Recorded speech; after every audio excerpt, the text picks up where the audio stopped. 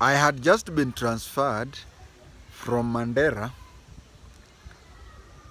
to Eldoret, and for the first few days I knew nobody. I knew very few people in Eldoret, and I think apart from my nephew, I don't think I knew a lot of people in Eldoret. The reason is Eldoret is not very far from my home area, and wherever I used to work, Eldoret used to be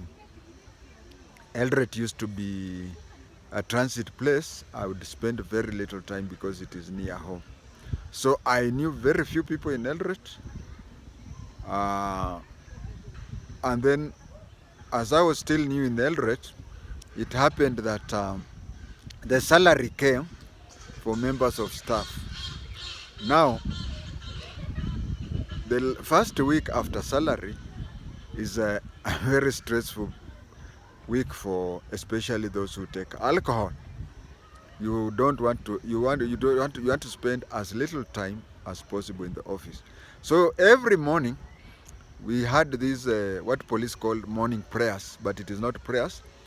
It is a morning call-up where you compare things and you discuss whatever is urgent is taken care of, whatever is routine can follow later. And then as intelligence officers, you are all sent out to the field to gather intelligence, and one or two would remain to guard the office. And they were happy with me, my colleagues were happy with me because they all had money and I didn't have money, so it was obvious that I would keep the office. They spent almost a week where they really were in the office, and I was really out of office. After a week or so, we were all broke. They were broke because they had spent everything, and I was broke because I was yet to get money.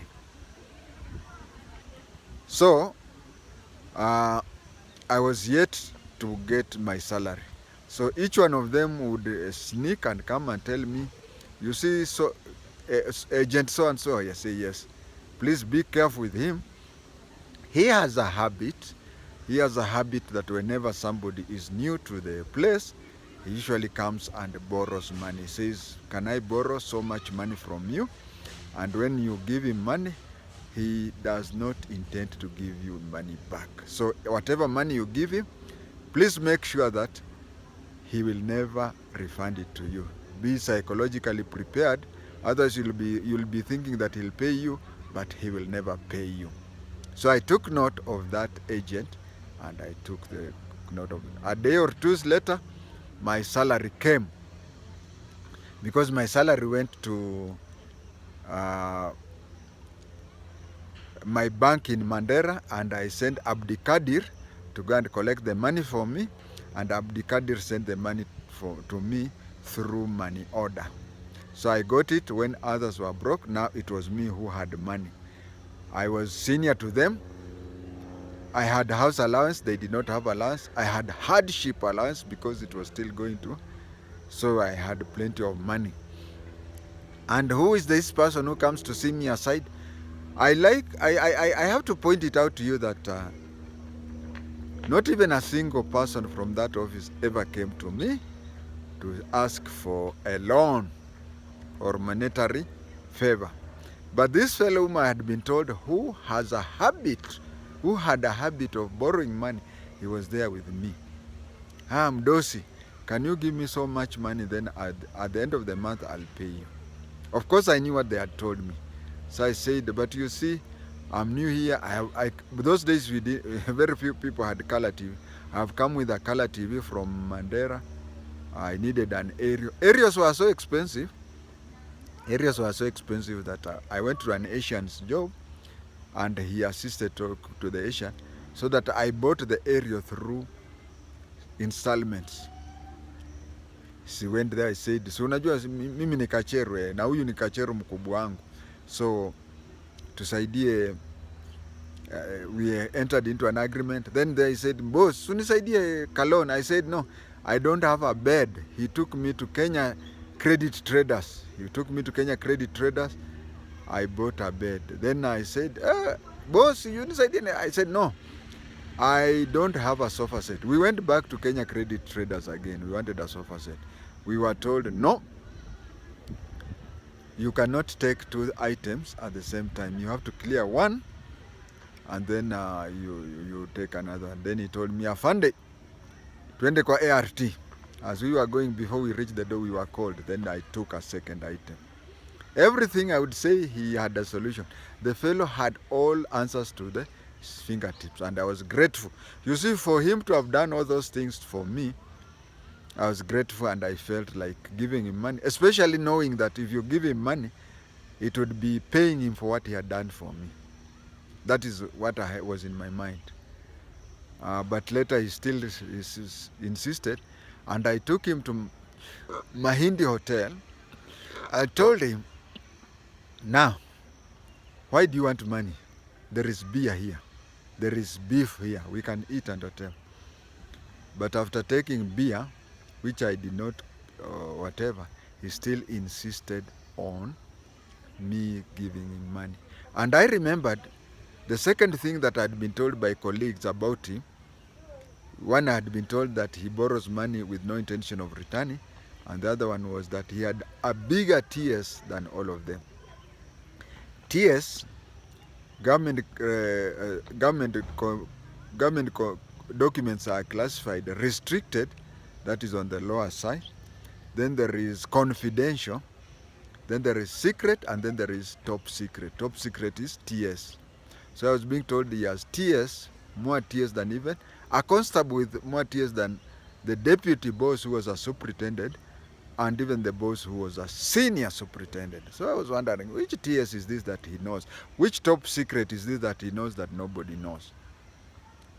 So we had taken a lot of beer, and you know, an intelligence officer, we were discouraged from collecting intelligence in bars, yes, because as Daudi Kabaka had said, kizungu mingi na nini mwisho wa mwezi, tarehe 15 mwisho wa mwezi, ndali mululu muno. He says hapo ndio kila mtu anaongea Kiingereza, Kimombo na Kizungu, the three of them. So you find that in bus we were discouraged from day one to collect intelligence there, because everybody, you'll even find an office messenger saying, bwana mimi ndio chief operation officer huko, hakuna file inakuwa dealt with bila mimi kuguza. But since this fellow, I knew he had a TS and nobody told me who it was, I then asked him, Mr. O, D.O., can you tell me this thing that people are saying that you know and other people don't know? He said, ni maneno ya Bishop Muge. Hii ni maneno ya Bishop Muge. Iko blah, blah, blah, blah. He talked it. He was drunk at whatever. He told me everything, and I cross-examined everything, whatever. I had the whole story. Then he told me, boss, si unisaidia yako kalon. Now look here, be in my shoe. This is somebody who has taken you around. He has solved a lot of problems. You have taken a lot of air in any area. You have gone to higher purchase. If somebody visited my house, you would think I've stayed there for a very long time, because I had all the furnitures. I had done everything. And here he had told me everything about Muge's death. And then he was still asking for that money. And his hand was under the table. I gave him the money, exact amount that he wanted. Now, you know, I had received a lot of information from him. He had done a lot of things from me, and I had been pre-warned. That any money you give him, forget. So at the end of the month, I was broke, others were getting salary. But he came, told me that he was taking me to the same Mahindi Hotel for a drink. He bought me a drink, and when he bought me a drink, as I was taking it, I had his hand was touching my knees. Then I told him, what is it? He told me, take that money. I stretched my hand under my knees and got money. You know what? All the money that I had given him, he was returning it. Not a single cent more, not a single cent less. I was shocked.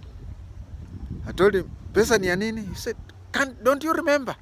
You see, colleagues had already told me that he'll not give you back. So to me, when I gave him, I'd forgotten. I said, don't you remember? He said, I can't remember. Then he said, you know, men in a bar, let's go to the urinal. Then we went to the urinal, and that is when he, boss, that money you gave me the other time. I said, oh, I had forgotten one. I said, that is your money. He gave me, and I pocketed the money. We went back to the table, and I told him, you know something? He said, no. I told him, this money, I placed it on the table. We are going to drink it, all of it.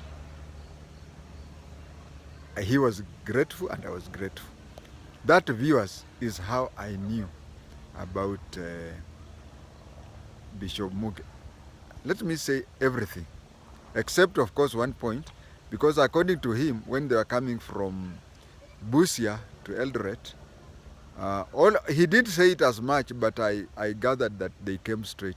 But later on, after I had been featured in the Truth, the Justice and the TJRC, there was somebody who was being interviewed at CAS TV who talked of them going to Golf Hotel Kakamega, and where the bishop was trying to gather intelligence if it was safe for them to go through Kapsabet, Chavakali Kapsabet Road or Kabrengu Turbo Road. That one I felt I should share with you.